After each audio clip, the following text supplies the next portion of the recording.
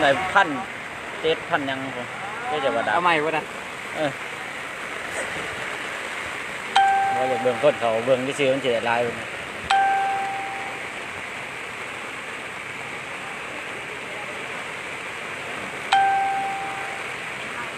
คนคอเป็นเพื่อนลาย7 หัว CNC เมืองปักซี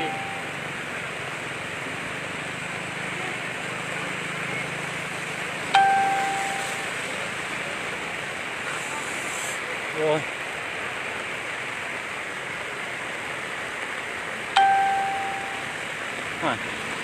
คนคอเป็นเพื่อนลายกันได้สดมากคนยังมาเป็นเพื่อนลายอยู่ปากเซ่รัก71,700 ป้ายเน็ตรูดมึงหนึ่ง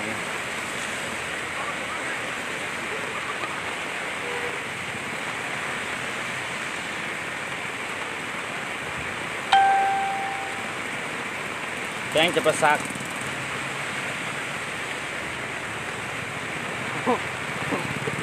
โอ้เลือดสวย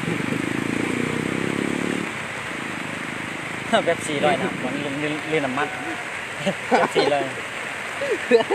เอาเรือ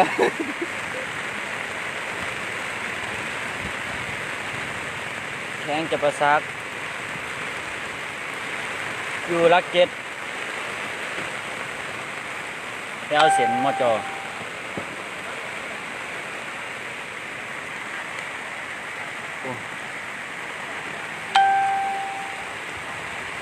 เขาก็อยากค้นด้วยเขาอยู่เขาขาถ่ายชาไรเช็ดบ่ขาอะไรเสร็จเดี๋ยวตีละเขาได้บ่ดิอยู่แถวรัก7บัตรจัดสรรแข็งจะไปซักเนาะมือปักซีเฮาทางนี้ทางละ7มาบ่ได้เลยเนาะอย่าขึ้นมาตั้งเส้นมอจอ CSC ว่าได้แล้วเตาน้ำร้อนแล้วเตาน้ำร้อนชุบกาแฟเพิ่นยังบ่ถิ่มเลยตะเขาหลินยังมันตะเขาหลินยังนะแล้วหมักหลินไฟเลยไฟจุ๊ไฟเลยจุ๊เสาไฟเลยทางใหญ่ทางเสร็จใหญ่ท่วมครั้งเดียวครั้งหนึ่งบ่ท่วม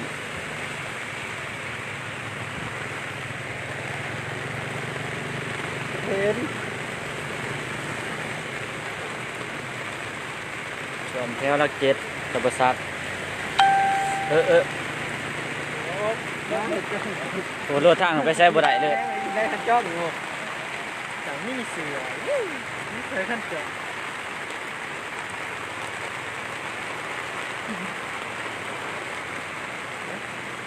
มันก็เคยเห็นน้ำท่วมอยู่บ้าง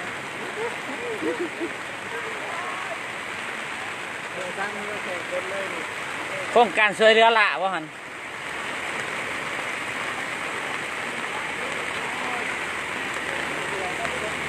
ก็ถ่วมเนาะเรือนเฮามันอยู่แถวบอนสูง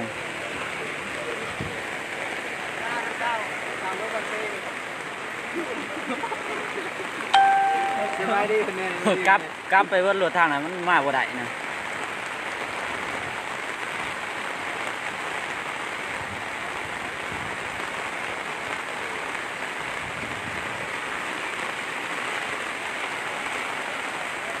มันบ่เบิดอยู่บ่เครื่องแล้วนะ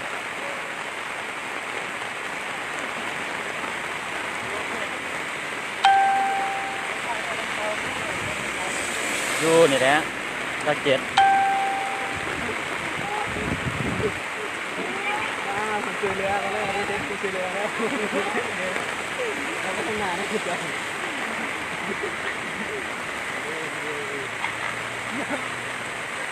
มันคือรถนี่คันอยู่ด้วยดิอยู่รัก7อยู่แถวรัก7แถว CSC นี่มาว่านี่ไม่มาใส่ต้อง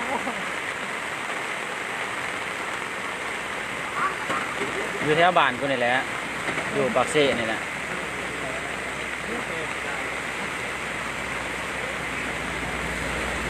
บ้านรัก7จัดสรร อยู่แข้งจะประซัก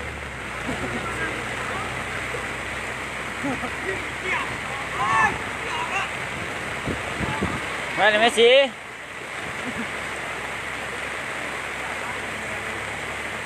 แม่นแล้วแถวไฟแดง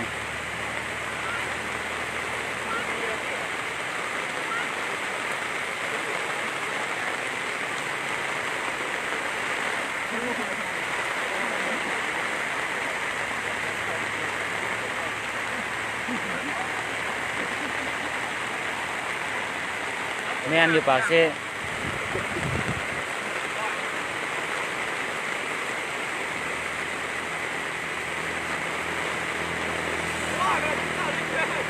มาเกียรไต่มาเกียรทางไต่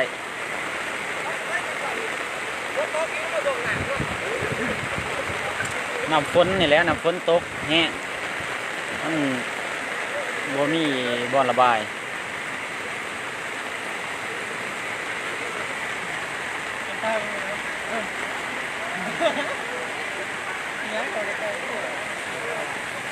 อยู่แถวลาดเจ็ดนี่เด้อยู่แถวอันไฟแดงนี่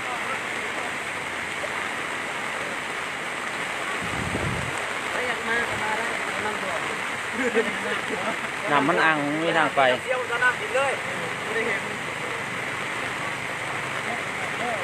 จังหวะที่บ่ได้ลงไปเบิ่ง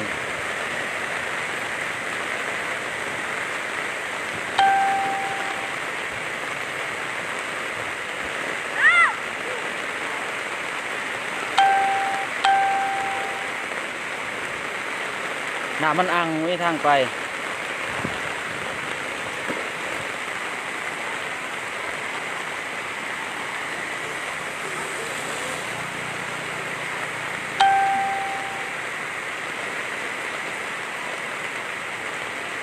อยู่ปากเซ่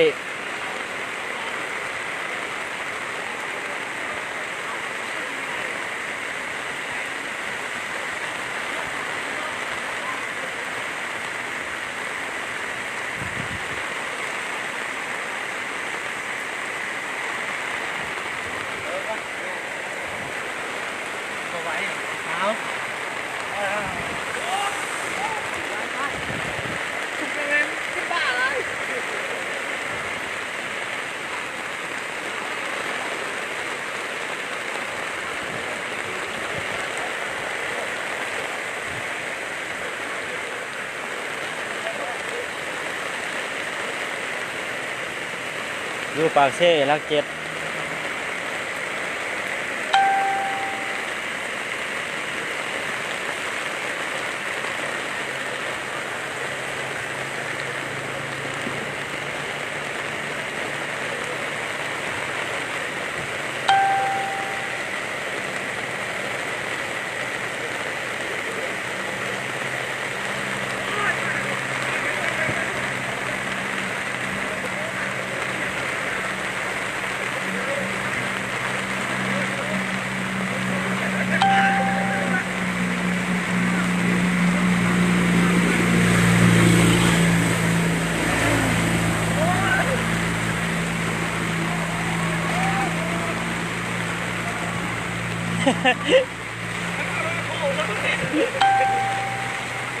เกิดมันทางมาทีเอา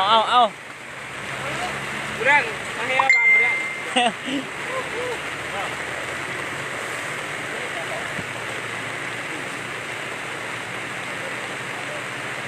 เก็บอะไรมาบ้าน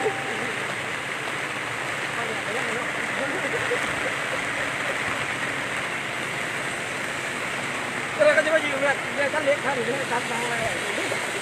เพื่ออะไรว่าเครื่องเรา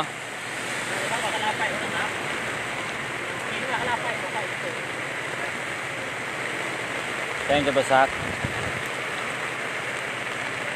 บ้านลักเจ็ดเมืองปากเซ่แข่งจะประซักเอ้ย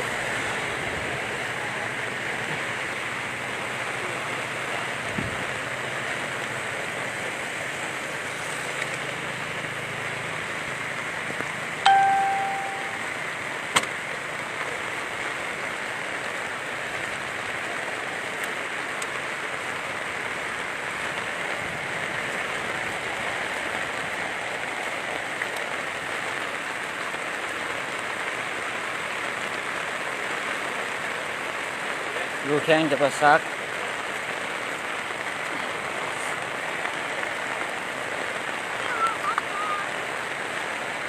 เนี่ย แต่แกอีแต่ว่าอะไรมาเลย